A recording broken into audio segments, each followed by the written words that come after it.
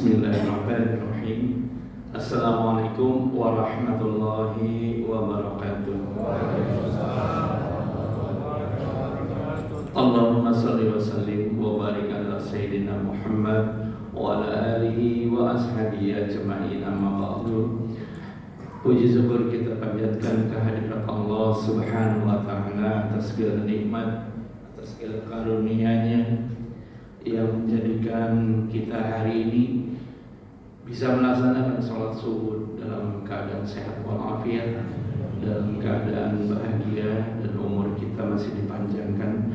Semoga dengan karunia Allah, dengan rahmat Allah, umur kita bermanfaat dan kita menjadi orang-orang yang bertakwa di hadapannya. Salam dan salawat kita panjatkan bagi junjungan kita baginda Nabi Muhammad Sallallahu Alaihi Wasallam beserta keluarga dan para sahabatnya, di mana kelak kita akan pulang, kita akan bertemu dengan alam perhitungannya Allah. Semoga di saat di yaumil mahsyar kita mendapatkan syafaat dari baginda Nabi, wajah kita bercahaya, dan Rasulullah SAW mengenal kita sebagai umatnya dan mendapatkan syafaatnya. Amin ya rabbal alamin. Hadirin jamaah subuh yang dirahmati Allah Subhanahu wa ta'ala, tema pagi ini adalah arah mana kita pulang. Di kajian sebelumnya banyak saya menyampaikan tentang bagaimana bahagia dan sehat beramal bersama Al-Quran. Namun pagi hari ini kita sudah masuk di fase bahwa semua yang hidup ini pasti akan mati. Semua yang bernyawa pasti akan mati. Maka saya menyampaikan salah satu hadis Rasulullah SAW, Imam Muslim 2878, yub'atsu kullu 'abdin 'ala ma mata 'alaihi. Setiap orang dibangkitkan oleh Allah sesuai dengan keadaan ia mati. Ini luar biasa bahwa ketika kita di ayat Al-Quran, setiap yang bernyawa pasti akan mati. Lalu hadis Rasulullahnya, jadi kita baca Al-Quran dan ada hadis. Hadis Rasulullahnya, yub'atsu kullu 'abdin 'ala ma mata 'alaihi. Setiap yang dibangkitkan sesuai dengan keadaan ketika ia mati. Ini menjadi ukuran kita. Ketika kita habis masa di dunia kita, lalu kita mati, maka hidupnya kita nanti dibangunkan oleh Allah sesuai keadaan kita mati. Ya.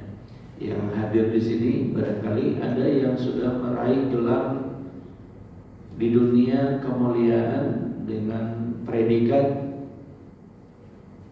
direktur utama, ada yang predikatnya manajer, ada yang predikatnya barangkali kalau di pendidikan sudah profesor. Namun ending kita ini menentukan yaumil mahsyar kita, Pak. Apakah ketika kita dipanggil oleh Allah, dimatikan dalam kehidupan kita di dunia, apakah kita matinya dalam keadaan husnul khotimah atau su'ul khotimah? Ini ukuran hadis Rasulullah tadi. Karena kata Rasulullah, kita akan dibangunkan oleh Allah nanti sesuai ketika kita mati. Artinya husnul khotimah kah atau su'ul khotimah? Ternyata dalam perjalanan kita sekarang ini bahwa pendidikan kita tidak menjamin husnul khotimah. Jabatan kita sampai kita pensiun tidak menjamin kita husnul khotimah.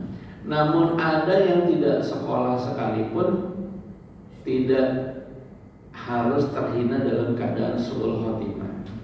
Tapi satu yang harus saya sampaikan, bahwa orang yang husnul khotimah di dalam masjid ini adalah orang yang sering azan. Itu udah diambil duluan, Pak. Jangan salah, orang yang azan tiap hari di masjid ini dia sudah pasti husnul khotimah. Karena emang ada pahala orang yang menjadi pemanggil sholat ketika di dunia. Nah, kita direktur utama ada di mana? Kita manajer ada di mana? Ternyata itu nggak diukur sama Allah. Saya bacakan surat Thaha ayat 124. Wa man arada zikri fa inna lahu maisatan dan kan wa nasyuruhu yaumal qiyamati a'ma. Dan barang siapa yang berpaling dari peringatanku, maka sungguh dia akan menjalani kehidupan yang sempit, dan kami akan mengumpulkannya di hari kiamat dalam keadaan buta. Jadi surat Thaha ayat 124 ini bahwa orang yang selalu tidak menganggap peringatan Allah dalam Al-Quran ini, maka hidupnya akan selalu sempit. Ternyata dalam perjalanan saya banyak saya bertemu pengusaha-pengusaha yang kehidupannya sempit banget. Coba bayangkan, saya pernah ada orang konsultasi tentang kesehatan sama saya. Saya bilang, Pak, kalau sudah sehat, coba Bapak terima kasih kepada Allah. Minimal Bapak terima kasih bahwa tidak sudah lulus, tidak harus pasang ring. Bapak berangkatlah umroh. Mobilnya 4, Pak. Ya, rumahnya di Jakarta Selatan, di arah Cipete, nggak jauh dari sini. Apa yang dikatakan oleh dia? Ya Allah Ustaz, umur saya sekarang 58. Tapi saya belum terpanggil untuk berangkat ke Tanah Suci. Saya bilang, gimana ya Pak? Bapak beli mobil bisa, tapi umrah kenapa gak berani? Takut saya, Ustaz. Jadi ternyata jantungnya itu selalu sakit karena Allah sedang menyempitkan kehidupan di dunianya. Nauzubillah min dzalik, Pak. Jangan sampai kita itu sempit dari perasaan nikmat Allah. Padahal dalam Al-Quran Allah mengatakan fabi'ai ala rabbikuma tukadziban. Hari ini kita bicara tentang nikmat Allah, itu banyak banget. Nah, Bapak-bapak yang hadir di sini, kalau kita mau seperti dari hadis Rasulullah dan seperti ayat surat Thaha ayat 124, maka mulai hari ini kita berpikirnya bahwa hidup kita ini seperti kendaraan. Seperti apa, Ustaz? Dulu waktu belum ada mobil-mobil listrik, ya, zaman bapak-bapak yang sekarang umurnya 70, 65, 78, ketika dulu punya mobil Datsun Triple S, keren gak tuh? Keren kan, Pak? Datsun Triple S. Kalau orang naikin di pinggiran jalan melihat, keren Datsun, ya kan? Kemudian keluar lagi, itu Datsun keluaran Nissan, keluar lagi keluaran Toyota, apa tuh? Corolla DX. Betul, Pak? Ketika kita naik, mesin mana Corolla yang sampai sekarang masih kuat? Corolla DX. Tapi luar biasa, Pak. Setelah keluar mobil listrik BYD, Aion, macam-macam gitu, orang udah gak ngeliat lagi mobil yang kategorinya mobil mewah di zamannya. Kita hidup seperti kendaraan. Dulu ketika masyarakat di Indonesia alim ulamanya masih terbatas, ilmunya juga masih terbatas, kita ketemu Kiai almarhum Kiai Haji Zainuddin MZ, senangnya bukan main kan? Benar Pak ya?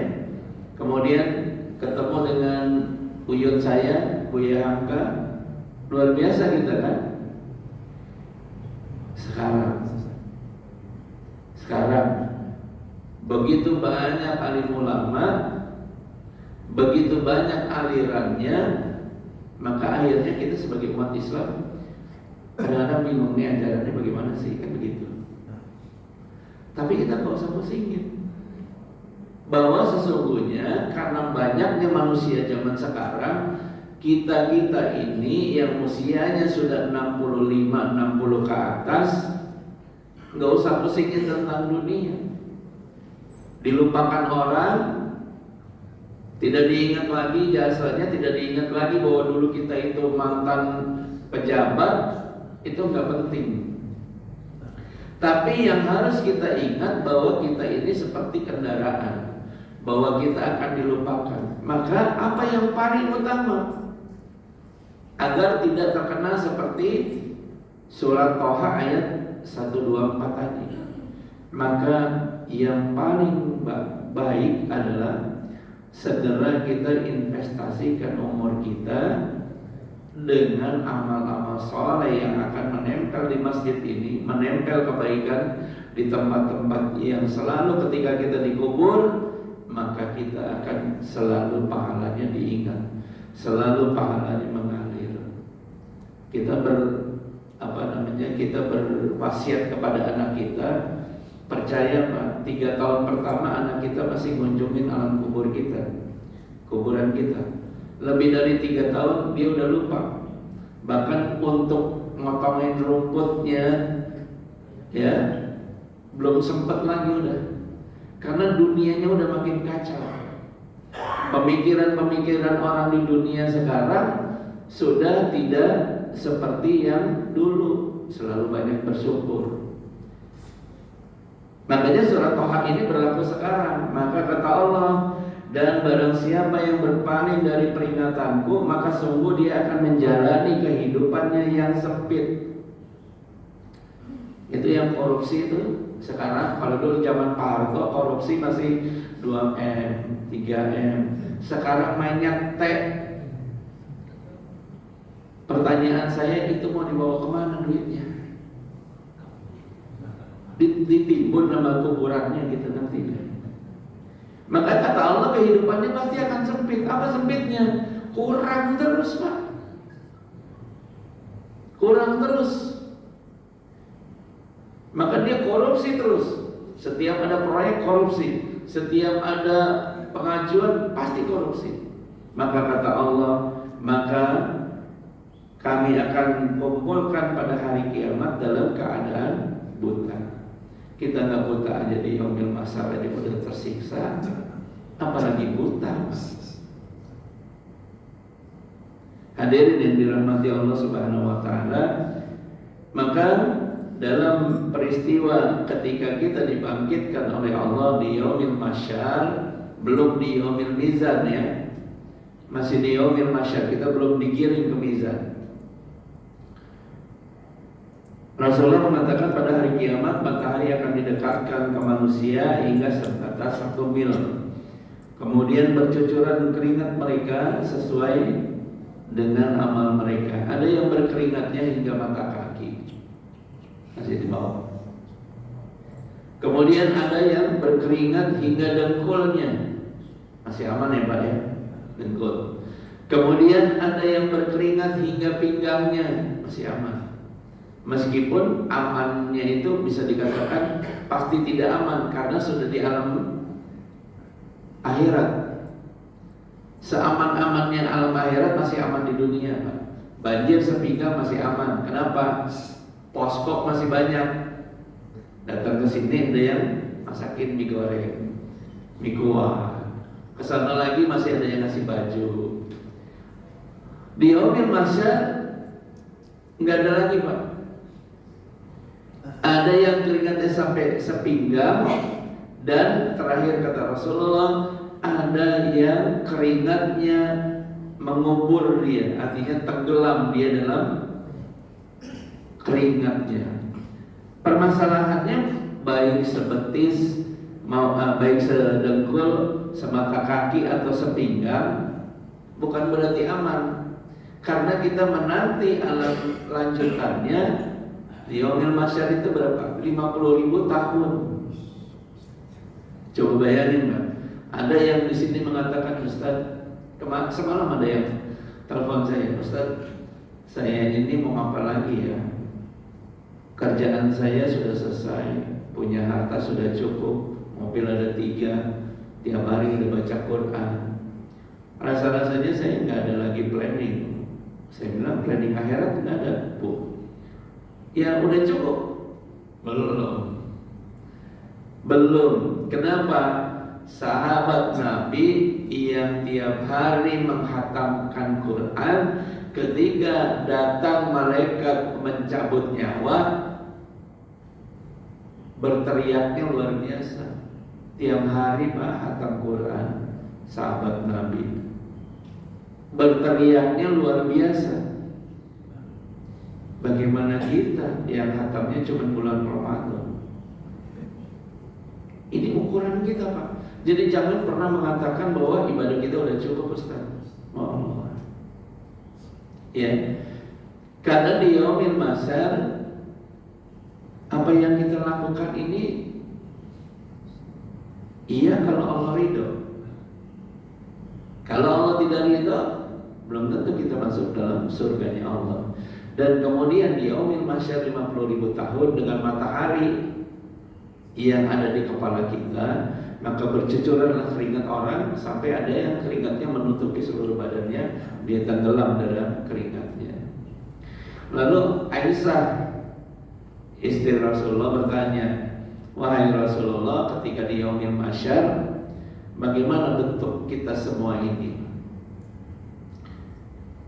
Lalu Rasulullah menyampaikan, wahai Aisyah, bentuk manusia ketika di yaumil mahsyar, dia tidak ada satu pakaian pun, dia bertelanjang bulat, dan kembali mereka seperti belum dihitan.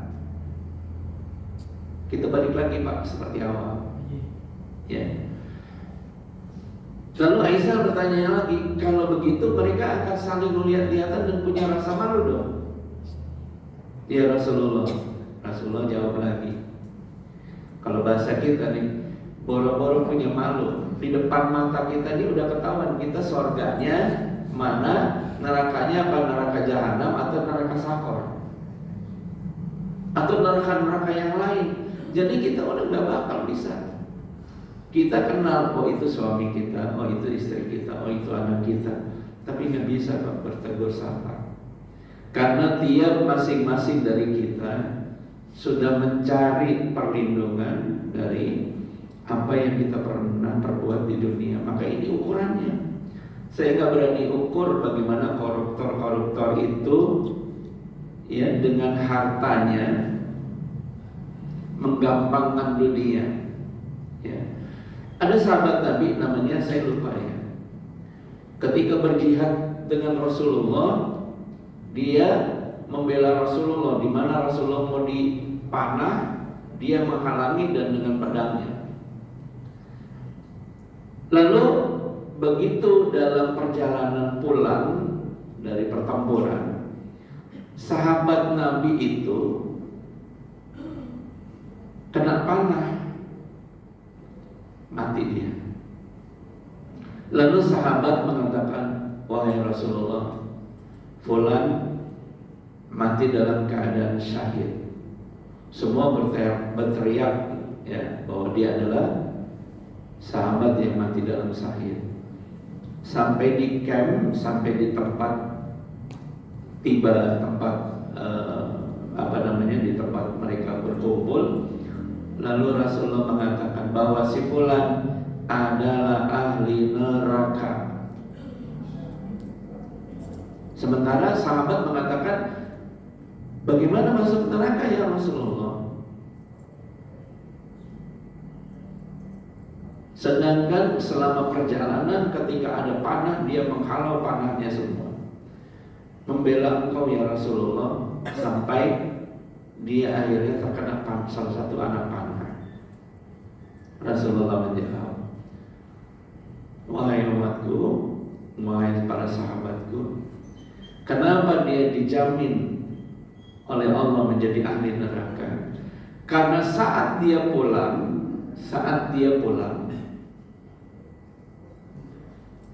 ternyata dia membawa satu kain hasil rampasan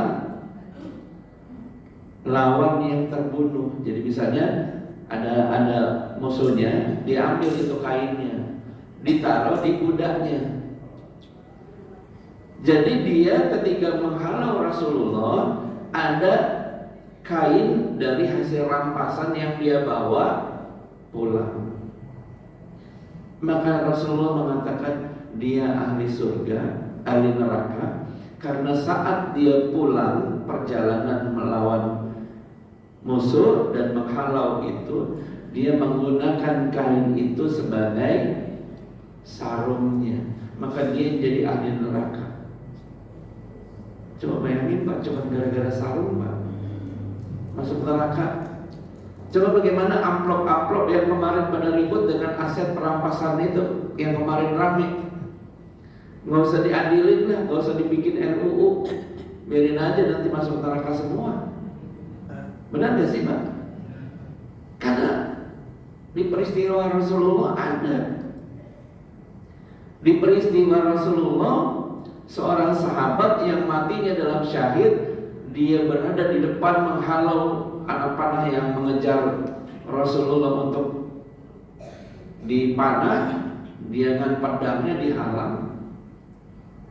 Akhirnya dia terbunuh. Para sahabat mengatakan, kita aja barangkali kalau ada yang begitu, ya Allah, dia mati syahid. Begitu kan berarti? Nggak taunya orang paling mulia di muka bumi ini, kekasihnya Allah Subhanahu wa taala, menunjuknya dia ahli neraka. Kaget pasti kita. Maka kita jangan pernah memvonis orang dengan ketika meninggal kita melayat, kita takziah. Ketika lagi tiduran orangnya sudah meninggal, wajahnya alhamdulillah, dia meninggalnya tersenyum, mukanya bersih, wah surga buat dia. Jangan sok tahu. Iya, kan dikisahkan dalam Al-Quran ketika kita sakaratul maut, kita lagi gitu tuh, iblis datang di mata kita, di hadapan orang yang mau meninggal, karena iblis tahu umur kita itu mau habis. Iblis datang, sebelahnya bawa es cendol, sebelahnya bawa gado-gado, kan begitu kan? Orang yang lagi sakaratul maut itu aus dan lapar Pak. Makanya kita wajib mengatakan di kupingnya tuh la ilaha illallah Muhammadur Rasulullah, supaya dia nggak ingat aduh tuh cendol enak, tuh gado-gado enak. Si iblis ganggu, ya, iblis itu ganggu. Apa kalimatnya? Aku tahu kamu lapar, aku tahu kamu haus. Ini semua aku berikan. Aku tahu kamu nggak bisa jawab. Cukuplah kamu tersenyum kepadaku, maka aku akan berikan. Senyum kita terima. Lalu malaikat Israel dan lari. Sekarang pertanyaannya, siapa yang bisa menjamin dia ahli surga? Nggak ada. Ini pelajaran buat kita. Maka ketika kita berada di Yaumil Mahsyar selama 50.000 tahun, ya, maka ada orang-orang yang akan diselamatkan oleh Allah Subhanahu wa taala. Kata Rasulullah SAW, ada 7 golongan yang akan dinaungi Allah selama di Yaumil Mahsyar. Ada 7 Pak. Apakah kita semua ini termasuk di antara 7-nya? Yang pertama adalah yang terhindar dari panasnya Yaumil Mahsyar itu selama 50.000 tahun adalah pemimpin yang adil. Nggak usah bicara pemimpin negeri negara kita nggak usah. Pemimpin di dalam rumah tangga kita, Pak. Apakah selama dalam hidup kita punya anak 1, 2, 3, 4, 5, kita adil bagi rata kasih sayangnya? Itu aja, Pak. Apakah selama diam-diam kita kasih 50.000 ke anak yang terakhir, 20.000 ke anak yang pertama? Nah, kita kena juga tuh, Pak. Yang pertama berarti yang akan terhindar dari api panasnya matahari di yaumil mahsyar adalah pemimpin yang adil. Makanya kalau yang mau nikah 2, 3, 4 hati-hati. Adil nggak dia tuh? Itu tuh. Kira-kira istri pertamanya dapat toko, istri keduanya dapat showroom nggak gitu loh? Jangan-jangan yang terakhir doang. Ini bahaya, Pak, benar. Yaumil mahsyar ya, bukan bicara dunia lagi. Yaumil mahsyar.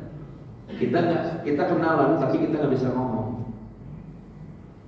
Yang pertama, pemimpin yang adil. Apakah kita sebagai pemimpin dalam rumah tangga kita sudah adil terhadap anak-anak kita?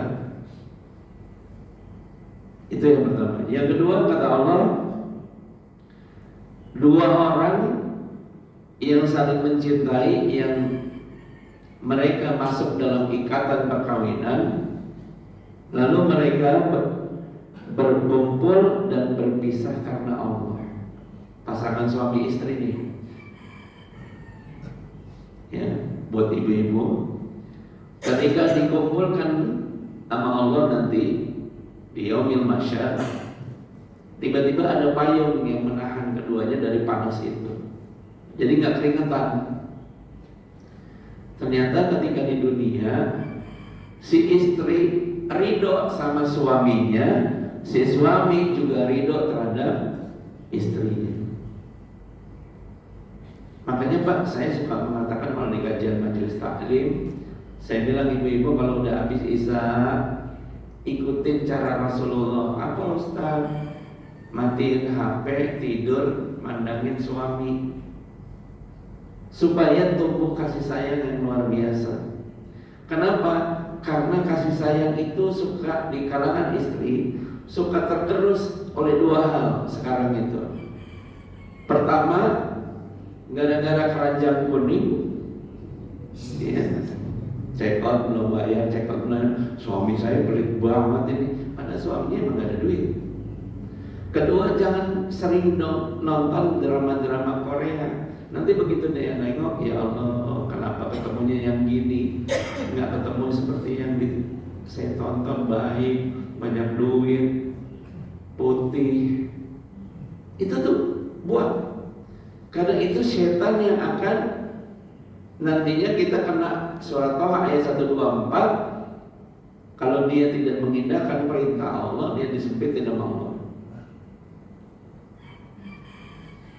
Jadi pasangan suami istri yang ridho dunia bahwa dia berpasangan bertemu karena Allah dan dia berpisah karena Allah. Ketika dia meninggal duluan, si istri meninggal duluan, si suami bilang, Bu, tunggu saya di surga ya, gitu. Jangan, Bu, ibu udah meninggal, nanti saya kawin lagi ya, Bu. Jangan, ya. Kalau bisa, supaya nanti ketemunya di akhirat bareng-bareng. Atau misalnya suaminya duluan meninggal, si istrinya janda, suaminya soleh banget, ahli tahajud, ahli Quran, selama hidup bareng-bareng khatam 2 bulan, khatam 2 bulan. Suaminya dipanggil oleh Allah. Si istri janda, 3 tahun kemudian dia kawin dapat suami ahli neraka. Ya sudah, nanti bahaya itu. Ya mendingan tahan aja. Yang ketiga adalah seorang laki-laki, ya anak muda zaman sekarang nih, kata Rasulullah, seorang anak laki-laki yang diajak berzina oleh perempuan, lalu dia takut kepada Allah. Ini susah nih. Masalahnya jangankan anak laki-laki, bapak-bapak lihat HP aja sekarang udah banyak zina. Kayak ada beberapa jamaah saya, salah satu jamaah saya ribut sama istrinya. Saya tanya sama istrinya, kenapa ribut? Ya, saya baca HP-nya suami, Ustaz. Kenapa? Jam 10:30 tanya temannya perempuan, kamu udah tidur belum? Dia nanya jam 10:30 malam, nanya kamu udah tidur belum? Itu nggak baik. Ya, meskipun si istri temannya itu seorang janda, itu lebih parah lagi. Makanya hati-hati dengan urusan zina. Nah, orang yang menahan dirinya dari berbuat zina, di yaumil mahsyar Allah lindungi. Kemudian yang keempat, ini yang keempat boleh kita cari nih Pak, boleh kita uber sekarang. Orang yang melakukan sedekah, seperti dalam Al-Quran, tangannya memberi, tangan kanannya memberi, tangan kirinya nggak tahu. Jadi orang yang selalu melakukan sedekah kepada orang yang tidak dia kenal. Makanya ketika tadi di yaumil mahsyar sampai di mizan, ketika akan ditimbang amal kita itu yang ketika Rasulullah SAW diperlihatkan ada umatnya ditarik oleh malaikat, langsung dibawa ke surga Pak. Ditarik sama diangkat, diterbangkan. Lalu Rasulullah tanya, wahai Jibril, siapakah yang diangkat itu oleh para malaikat? Lalu Jibril mengatakan, ya Rasulullah, itu adalah umatmu. Umatku yang mana? Umatmu yang ketika di dunia dia rajin bersedekah, tapi nggak ada yang tahu bahwa dia adalah ahli sedekah. Dan yang dia sedekahkan adalah orang-orang yang tidak pernah dia kenal. Itu luar biasa. Kita bisa ngejar Pak, meskipun dengan 5.000 perak. Kasih sama orang yang nggak dikenal. Pasti Bapak udah Pak sering jalanin begitu. Nggak usah diceritain, nggak usah dipublis, nggak usah ditampilin di medsos. Kita nggak butuh followers. Ya. Kita ini sekarang kan udah kacau nih. Butuh followers, butuh status, validasi dari manusia, nggak perlu. Kalau saya live, masjid live ini cuma memberitahukan bahwa di tempat kita ada kajian yang kalian bisa dengar kebaikannya, kan begitu kan? Tapi orang mau follow kita, mau kasih like kita nggak penting.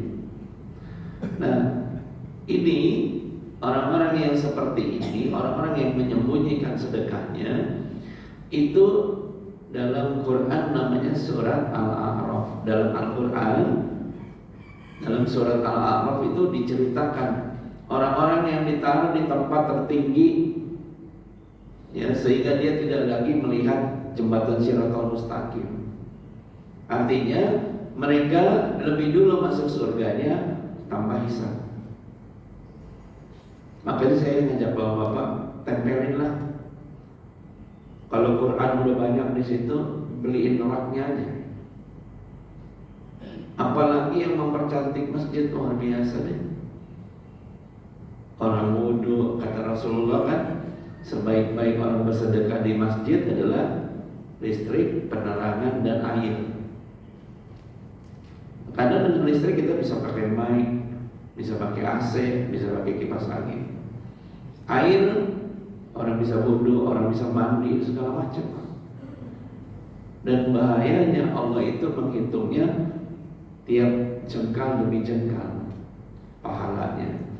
Makanya bahaya kalau Allah sudah kasih pahala, tiba-tiba kita masuk ke surga. Yang kelima adalah orang yang selalu berzikir kepada Allah di waktu sunyi, lalu berlinanglah air matanya. Itu pun saat kita lagi di pojokan masjid, kita nangis, ya Allah, waktu muda ya Allah, saya nggak tahu kalau itu uang haram. Ampunilah ya Allah, ampunilah, astagfirullahaladzim. Nangis dia. Maka insya Allah dari tangisan kita itu kita dilindungi oleh Allah, yang namanya dari panasnya mahsyar tadi. Lalu yang ketujuh adalah yang keenam ya, orang yang pemuda yang selalu beribadah dan selalu mengisi hari-harinya di masjid. Yang keenamnya, anak muda yang demennya di masjid. Jarang kan? Sekarang demennya di warkop, Pak, Mas Indo. Jam 11 malam, jam 2 malam saya kalau pulang kajian masih ramai di masjid, udah gelap gitu ya. Padahal itu nanti di yaumul mahsyarnya anak muda yang nongkrongnya di masjid, meski cuma nongkrong aja, duduk aja sampai istighfar, alam barzah dia selamat, alam mahsyar dia selamat. Yang terakhir adalah tertuju. Nah, ini kita semua yang ada di sini, insyaallah. Hatinya yang selalu ingin ke masjid. Ada kan? Insya Allah hati kita selalu ke masjid. Apa yang ke masjid? Bukan pengen ke masjid, siapa tahu ada makan gratis. Jangan gitu. Pengen ke masjid karena pengen terus, hatinya pengen damai. Karena ternyata yang paling mahal itu hidup kita itu adalah kedamaian, ketenangan.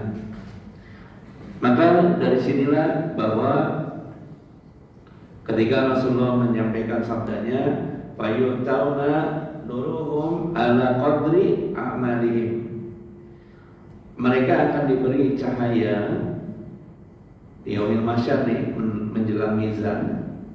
Mereka akan diberi cahaya masing-masing sesuai kadar amal mereka. Ada yang cahayanya sebesar gunung, misal ajabali baina yadaihi, sebesar gunung cahayanya. Jadi kita lewatin jalanan menuju mizan itu dalam keadaan kita bercahaya. Kemudian ada yang lebih kecil lagi dari itu, hingga terakhir adalah cahaya yang hanya di ibu jarinya. Ada yang jalan di menuju mizannya, tapi cahayanya ada di kukunya aja. Tapi kata Rasulullah, di ibu jarinya yang kadang menyala, kadang mati. Jadi kayak megang senter HP. Tapi ini pakai kuku, ntar nyala, dah jalan. Ntar mati, dia berhenti. Beginiin lagi, nyala, baru jalan lagi. Ada yang seperti itu. Maka arah mana kita pulang? Bapak boleh milih. Yang pertama, Allah membuka pintu yang namanya babus sholah.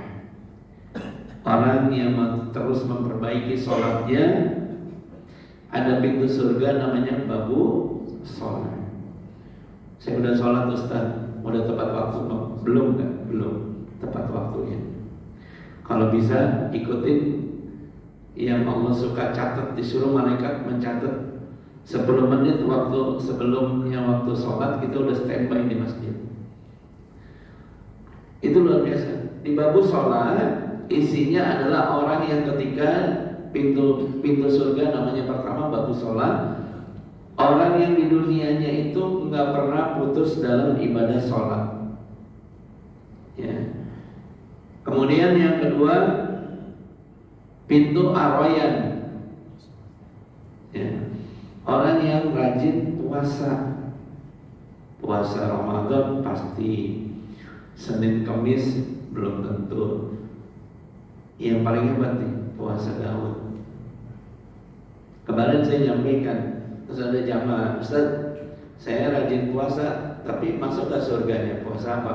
Intermittent? Enggak lah. Intermittent kan tiap hari minum, tiap jam minum air putih, tapi nggak makan nasi. Ada pahalanya? Nggak ada. Kok nggak ada, Ustaz? Kan puasa juga. Itu buatannya buatan manusia, bukan buatan Allah. Jadi kalau kita mau dapat pahala, puasanya Daud, Senin Kamis, ayam orbit, itu baru hebat.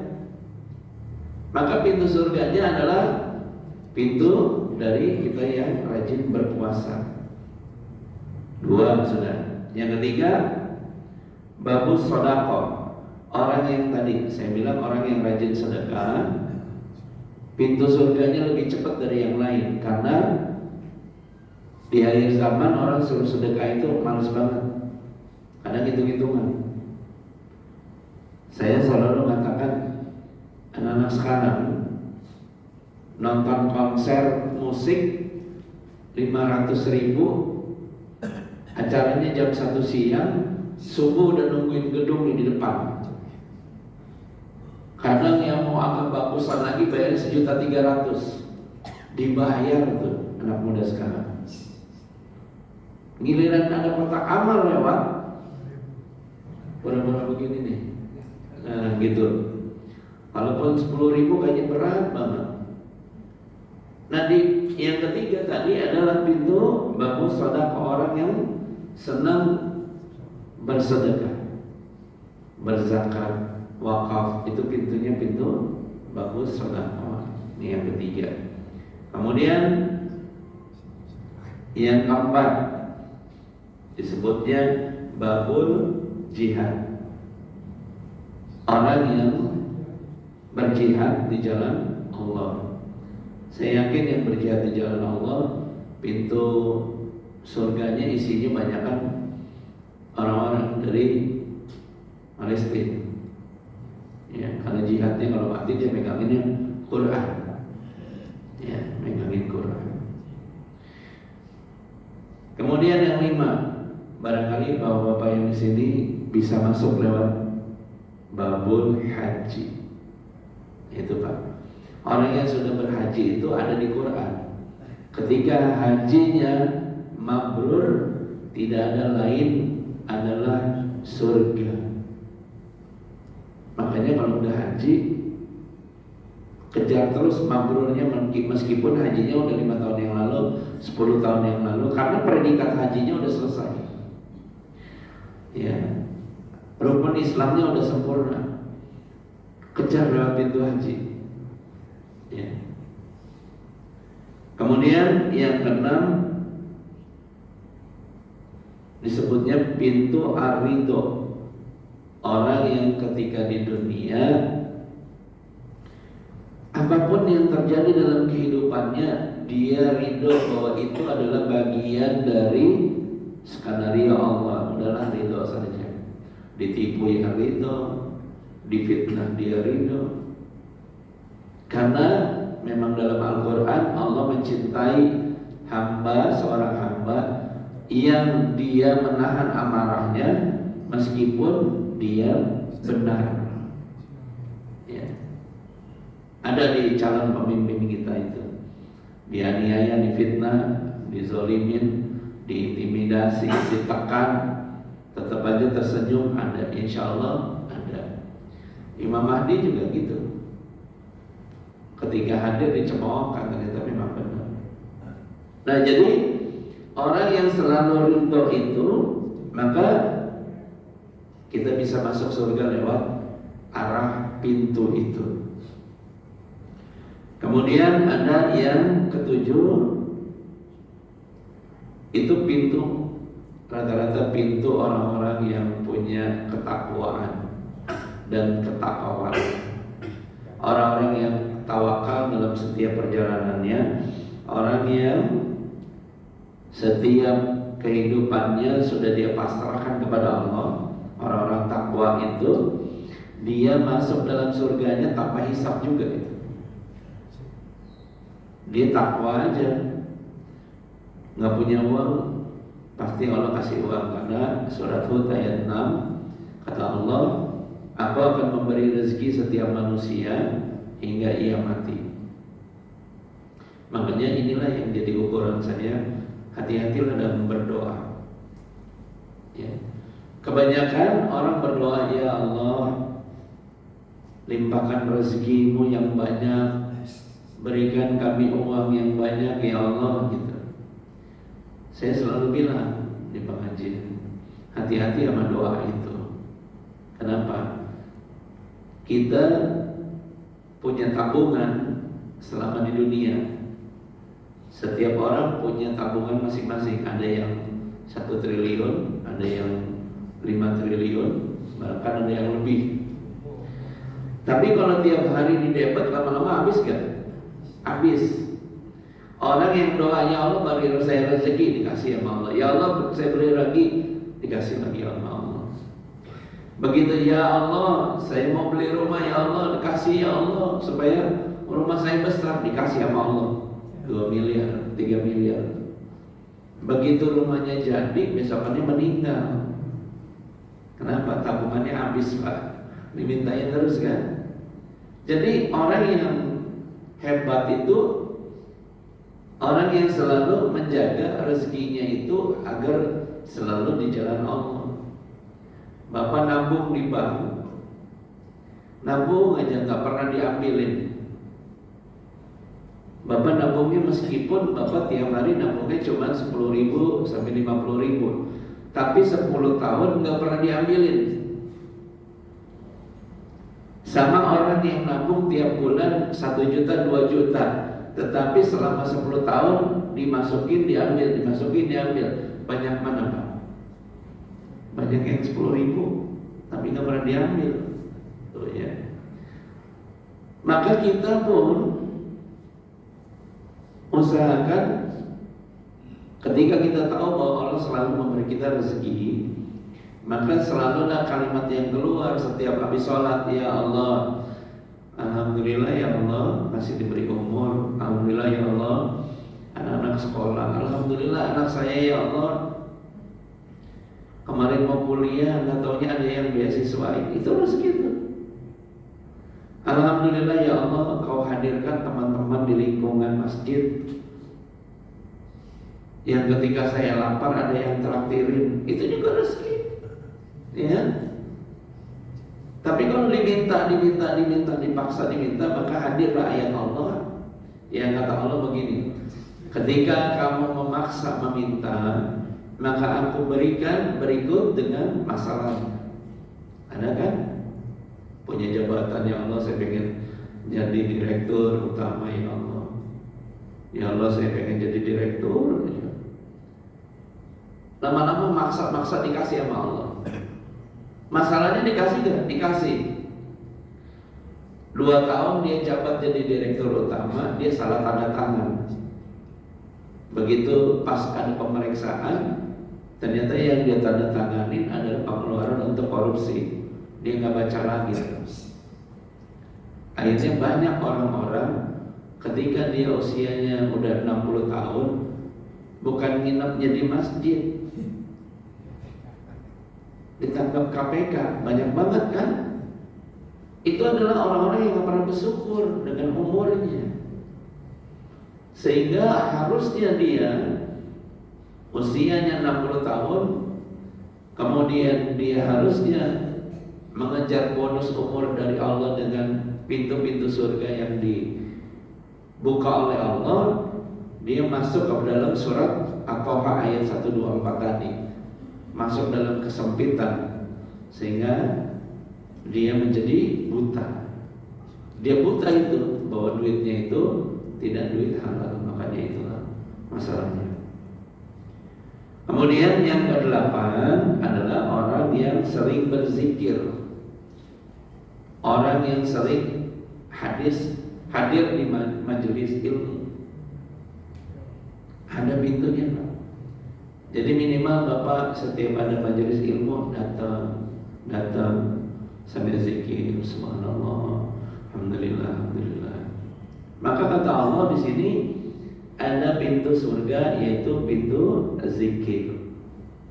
Gampang kan Pak? Setiap ada kajian datang aja. Karena di antara majelis ilmu sebelah kiri kanan kita ada malaikat yang mencatat kita. Ketika nanti di yaumil mahsyar, ketika mau masuk ke mizan, ada file kita dibuka. Oh, Bapak ini dalam 7 hari, 5 hari ada di majelis ilmu, atau 7 hari ada di majelis ilmu. Setiap pulang kantor dia mampir dulu kajian maghrib sampai isya. Kajian subuh dia ngisi kajian subuh. Dan kita sebenarnya mendapatkan pahala seperti beribadah semalam suntuk itu gampang banget Pak. Isya kita udah di masjid, sholat di masjid. Kemudian subuh sholat di masjid, dengerin kuliah subuh. Maka pahalanya orang-orang yang menutup sholat isya di masjid dan sholat subuh di masjid maka dia seperti orang yang beribadah semalam suntuk. Keren kan? Makanya jangan pernah ninggalin salat-salat kita di masjid, karena itu ibadahnya semalam suntuk. Bahkan Allah juga mengatakan 2 rakaat sebelum subuh, ya, maka pahalanya melebihi harta-harta yang ada di dunia. Itu saking hebatnya subuh. Nah, yang ke-8 adalah pintu babul walid. Apa itu pintu babul walid? Kita yang selalu memuliakan orang tua kita sampai meninggal. Jadi seorang anak yang selalu dia patuh kepada orang tuanya sampai orang tuanya meninggal. Karena kata Allah, kata Rasulullah SAW, orang tua adalah pintu surga yang paling tengah. Jika engkau mau menyia-nyiakan, silakan, atau engkau akan menjaganya, maka masuk dalam disebut pintu surga lewat ketakwaan kepada orang tuanya. Yang terakhir, ke-9 adalah ke-10 adalah orang-orang yang selalu menahan marah dan selalu memaafkan. Ya, ini sulit ya, karena yang bisa itu cuma Rasulullah. Ya, ada orang maki-maki Rasulullah tetap sayang. Pintu yang sulit ini yang ke-10 adalah pintu menahan amarah dan memaafkan kesalahan orang lain. Maka hadirin yang dirahmati Allah Subhanahu wa taala, dari orang yang disampaikan, lewat pintu mana kita mau pulang? Apa kita lewat pintu sedekah, pintu sholat, ya, lalu pintu-pintu lain, ya, lewat pintu pasangan suami istri? Itu bisa. Yang penting utamanya adalah bahwa kehidupan kita di dunia ini harus kita hiasi dengan amal soleh. Karena Allah mengatakan tidak aku ciptakan jin dan manusia selain untuk beribadah. Lalu seperti yang saya bilang, dulu kita masih bangga. Dulu saya masih merasakan teman saya datang ke rumah naik mobilnya Volvo 740, ya. Oh, itu mobil keren banget itu kan. Tahun 80 aja mobil mewah itu. Masih mulus, masih kinclong gitu. Datang ke rumah saya bilang, ini mesinnya lu cari di mana bisa sampai jalan gini? Itulah dia. Saya menjaga. Tapi setelah ada mobil sekarang yang baru-baru yang variannya banyak banget. Kalau ada di tol itu orang naik Corolla DX itu orang nengokinnya orang gila, masih make aja. Mobil udah sekarang pakai listrik, masih yang kayak gitu. Jadi udah gak nyangkut. Jadi makanya kita dengan kemampuan dan prestasi kita terus dilupakan sama orang, kita jangan pernah sakit hati. Justru dengan umur yang disisakan oleh Allah, maka jadikanlah pahala yang banyak, supaya dari 10 pintu tadi kita bisa masuk dari salah satu pintunya. Kalau perlu kita masuk lewat yang tadi Rasulullah lihat ketika dia lagi Mi'raj, ada orang-orang yang diangkat oleh malaikat langsung dipindahin. Kita masuk dari situ, insya Allah semua yang dijalankan kita di dunia maka kelak surga kita dapatkan. Hadirin yang dirahmati Allah Subhanahu wa taala, barangkali ada yang mau bertanya, mungkin 2 pertanyaan, silakan. 2 atau 3 masih boleh ya. Terima kasih Pak Ustadz atas waktunya. Assalamualaikum warahmatullahi wabarakatuh. Waalaikumsalam warahmatullahi wabarakatuh. Yang akan saya tanyakan tadi adalah pemimpin yang adil. Itu mungkin ini luas sekali ya Pak Ustadz. Mungkin kita di dalam rumah tangga dan saya sebagai ibu, apakah yang dinamakan adil itu Seperti halnya kita mempunyai anak. Yang satu itu kemampuannya mungkin di atas rata-rata, dan yang satu mungkin biasa-biasa saja. Nah, kami sebagai orang tua itu memberikan yang biasa-biasa saja, itu termasuk adil atau tidak. Itu yang pertama. Yang kedua, tadi Pak Ustadz menjelaskan masalah orang yang menahan amarah dan memaafkan. Itu hanya Rasulullah yang bisa. Dan ini ada suatu kasus Pak Ustadz. Jadi ada teman itu mempunyai teman yang lain. Nah, teman ini memberitahu kepada si Fulan bahwa si Fulan itu digibahin gitu ya. Masalah gibahnya mungkin terlalu ini sensitif. Nah, terus si Fulan ini karena merasa digibahin, nanya ke yang ngegibahin itu, betulkah engkau menggibahin saya seperti ini gitu kan. Terus dia tidak mengaku bahwa saya tidak seperti itu. Nah, terus dia minta maaf kepada orang yang digibahin. Maafkan, saya tidak merasa menggibahin Anda. Nah, apakah kita sebagai yang digibahin itu harus memaafkan orang yang menyampaikan itu? Itu termasuk menahan amarah dan memaafkan orang tersebut. Terima kasih. Assalamualaikum warahmatullahi wabarakatuh. Waalaikumsalam warahmatullahi wabarakatuh. Masya Allah ya, pertanyaannya bagus ya. Dalam kehidupan rumah tangga, lingkungan keluarga kita, pasangan, anak-anak, sesungguhnya dalam Al-Quran itu kita sebagai imam nih, sebagai laki-laki yang hadir di sini, kita itu dituntut kesabarannya lebih, Pak. Pertama, di dunia kita bertanggung jawab kepada istri dan anak-anak. Yang kedua, di yaumil mahsyar kita dimintakan pertanggungjawaban istri dan anak-anak kita. Kita termasuk orang yang lama ini nanti di yaumil mahsyar. Kenapa? Karena di dunia kita bertanggung jawab terhadap pasangan kita dan anak-anak. Kemudian di akhirat dosa istri kenanya ke kita, dosa anak kenanya sama kita. Kalau kita tidak melakukan perjalanan di dunia dengan kita mengajarkan keluarga kita dengan iman kepada Allah yang baik. Nah, tadi pertanyaannya adalah bahwa apakah adil dengan anak-anak kita melakukan biasa-biasa saja? Sebenarnya Quran pun juga mengatakan bahwa sesungguhnya istrimu dan anak-anakmu adalah fitnahmu. Apa maksudnya fitnah? Ujian. Ya.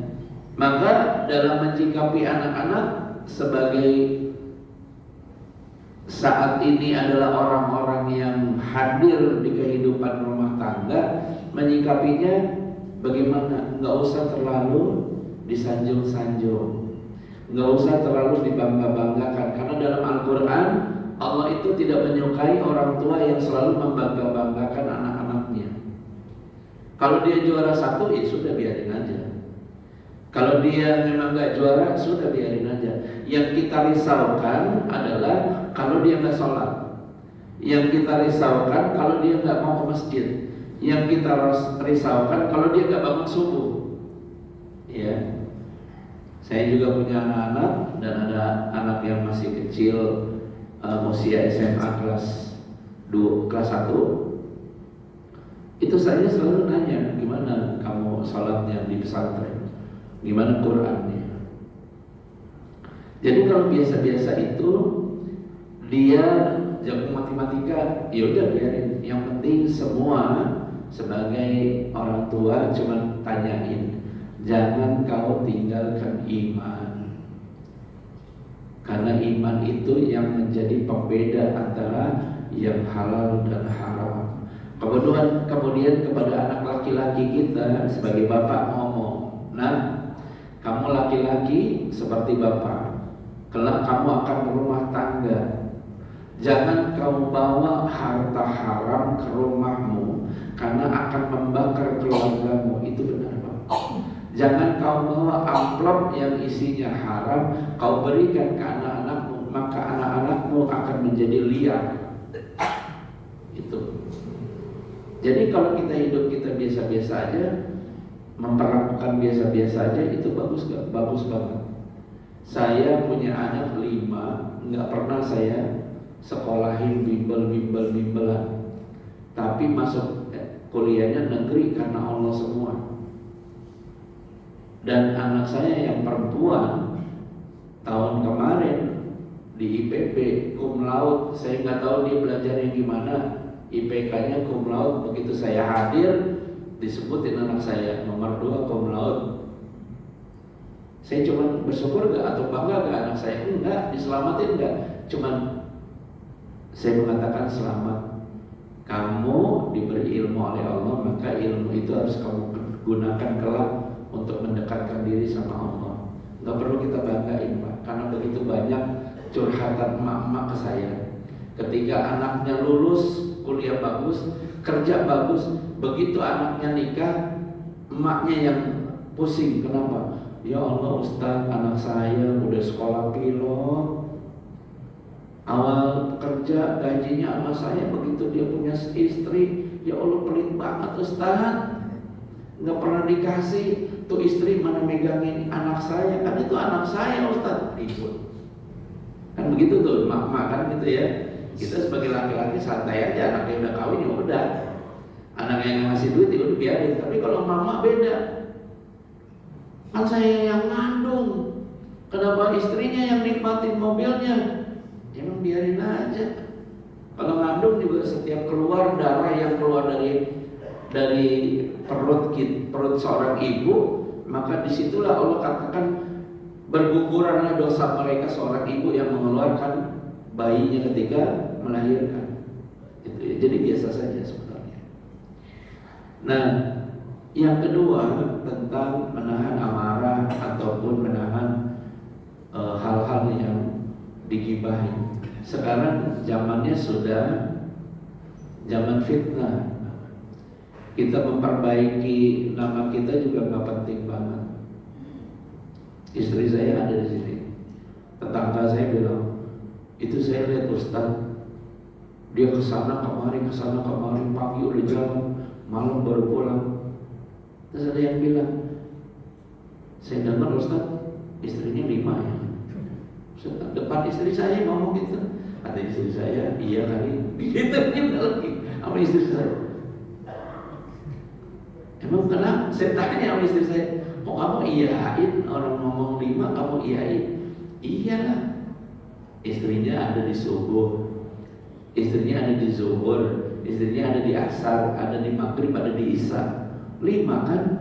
Iya juga sih. Maksudnya setiap hari istri saya ikut. Ya berarti ada di 5 tempat itu kan?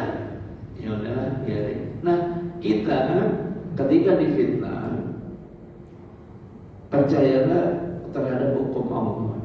Makin kita dizolimin, makin kita difitnah, lalu kita memaafkan karena takutnya kepada Allah, maka Allah mencintai kita dan kita itu sedang dikasih transferan amal dari orang-orang itu kepada kita. Berlakunya kapan? Nanti di yaumil mahsyar. Begitu di mizan, orang ini udah sholat, puasa segala macam, amalnya dipindahin. Dia komplain kan ke malaikat, itu puasa Ramadan saya kok pindah ke dia, hafiz Quran saya kok pindah ke dia. Ternyata jawabannya di catatan malaikat, dulu di dunia ente ngegibahin orang sampai orang itu dimusuhin orang sekampung. Orang percaya ente karena ente hafiz Quran. Coba itu dipindahin. Jadi apa yang ditanya tadi, bahwa saat ini tugas kita adalah cuma 2, bersyukur banyakin, sabar banyakin, karena dunia kita ini udah rusak. Kemarin yang demo kita nggak tahu mana yang dibayar, mana yang murni kan. Udah hukum Allah aja, bahwa nanti setiap kebatilan suatu saat hancur juga. Ya, kira-kira gitu. Silakan ada yang bertanya satu lagi atau saya tutup. Iya, terima kasih. Waalaikumsalam warahmatullahi wabarakatuh. Jadi Oh iya, masih ada, silakan Ibu. Kalau masih ada. Iya, saya sama. Iya. Mengenai hal bersedekah, terutama tidak orang yang dikenal, Ustaz bilang tadi. Sedangkan syarat untuk bersedekah itu ada ketentuan juga, Ustaz. Baik dalam Al-Quran ada. Iya. Orang tua, sahabat. Iya. Orang terdekat gitu ya. Iya. Anak yatim nomor 3 gitu kan. Iya, musafir. Yang terakhir. Kalau musafir oke lah, kita tidak kenal ya, Ustaz. Iya, betul. Tetapi ada juga ya Ustaz, kita dengan ada syarat-syarat itu, ada yang kita kenal gitu Ustaz. Jadi kita selalu bersedia menyediakan untuk beliau. Kemudian beliau juga mengharapkan. Itu bagaimana Ustaz? Terima kasih atas penjelasan Ustaz. Baik, terima kasih. Waalaikumsalam warahmatullahi wabarakatuh. Dalam Al-Quran memang ketika kita bersedekah, yang paling afdal kan siapa? Orang tua kita. Karena memang tadi pintu surga kita ada di orang tua kita ya. Betul itu. Kemudian ada anak yatim, kemudian ada tetangga kita, kemudian ada musafir. Betul semua. Semua di Al-Quran itu tidak ada yang salah.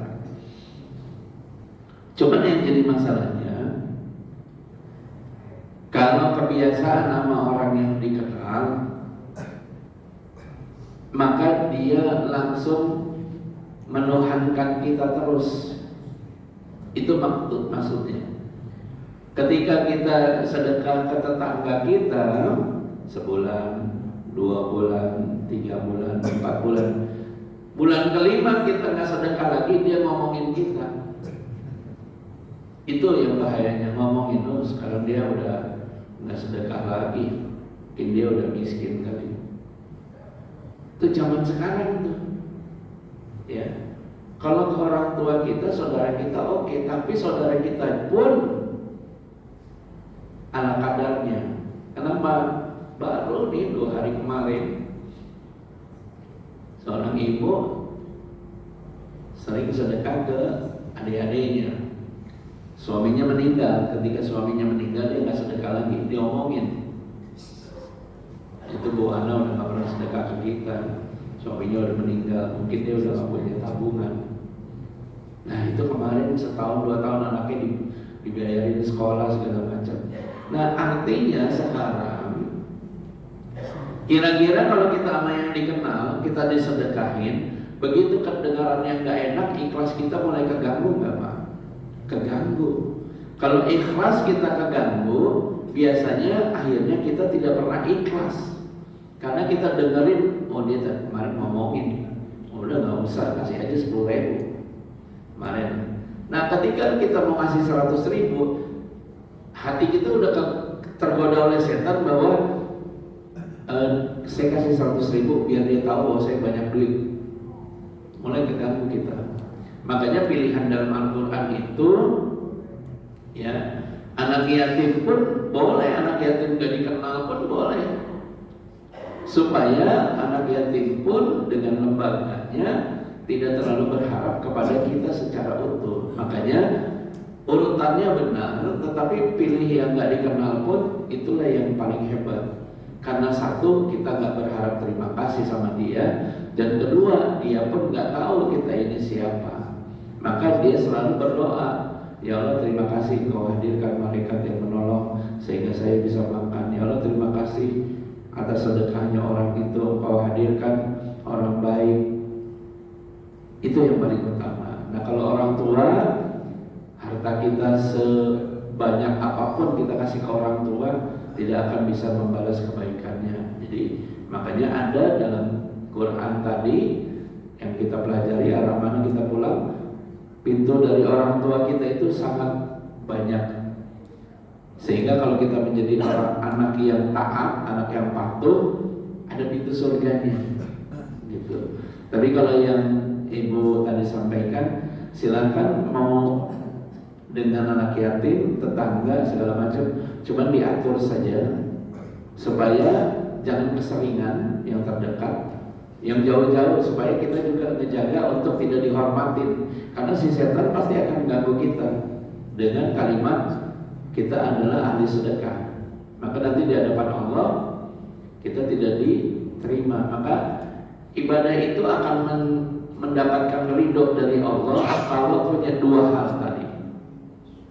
Satu, ibadah Allah itu ibadah ke Allah itu akan mendapat ridho. Kita kalau sholat juga berharapnya ridho, tapi harus ada dua syarat. Syarat pertama adalah ikhlas. Apa yang dilakukan kita kepada Allah Subhanahu wa Ta'ala harus punya satu, ikhlas, tidak ada unsur lain-lain.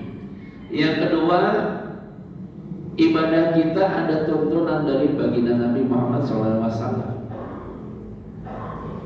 Maka pasti Allah akan ridho. Makanya banyak orang sholat tapi karena ada tiba-tiba sholat subuh berjamaah, subuh gabungan, yang nggak pernah sholat subuh datang sholat subuh. Kenapa? Ada Pak Wali. Niat kita udah dititikin sama malaikat dan udah nyampe ke Allah. Dia sholat subuh tuh kenapa? Pengen dekat Pak Wali. Itu nggak dianggap sama Allah meskipun dia sholat subuh. Tapi ibadah kebaikan yang belum tentu mengundang ridho Allah Subhanahu wa Ta'ala. Maka ini yang paling utama, carilah ibadah-ibadah kita yang mengundang ridhonya. Karena apapun, sekecil apapun kebaikan yang kita lakukan, kalau ada ridho dari Allah, pasti kita masuk surga. Hadirin yang dirahmati Allah Subhanahu wa Ta'ala, inilah yang kita pasti renungkan, bahwa kita pasti akan mati. Maka gunakan waktu kita untuk bisa masuk lewat pintu manapun yang kita kuasai, agar kita bisa meraih surganya Allah. Dan mimpikan selalu surga. Gak mungkin kita akan ibadah dengan memperbaiki yang baik-baik lagi kalau kita gak punya mimpi yang surga. Bapak-bapak yang di dunia pengen punya istri banyak, lupakan. Nanti aja di surga istrinya 9. Karena kalau di dunia pasti susah. Kelihatannya indah, begitu setahun jadi merana. Mendingan di surga. Kenapa di surga? Karena di surga setiap diri kita ditemani oleh 9 bidadari. Dan dia gak pernah minta uang jatah bulanan. Gak pernah. Ya, jadi gunakan ibadah kita untuk pulang lewat pintu arah manapun. Mudah-mudahan kita terjaga iman kita, pahala kita, dan mudah-mudahan kita mati dalam keadaan husnul khatimah. Terima kasih. Wabillahi taufiq wal hidayah. Assalamualaikum warahmatullahi wabarakatuh.